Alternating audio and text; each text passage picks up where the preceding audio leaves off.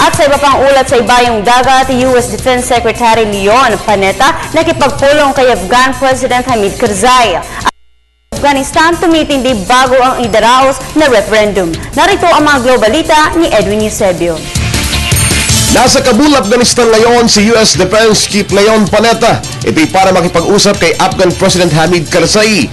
Tinalakay ng dalawang personalidad kung ano ang magiging sitwasyon sa Afghanistan matapos ang combat missions doon. Sinabi ni Panetta, ano man ang magiging bilang ng presensya ng mga sundalong kano sa Afghanistan ay tatalakayin na nina President Barack Obama at President Karzai.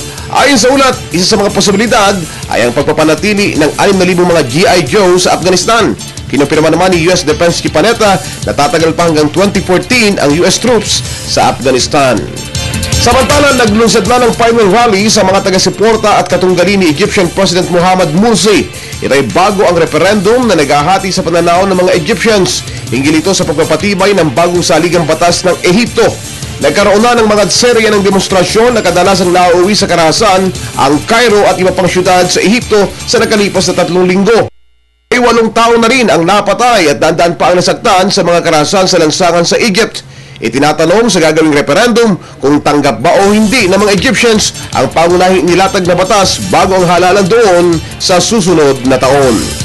Para sa Telebisyon ng Bayan, Edwin Eusebio.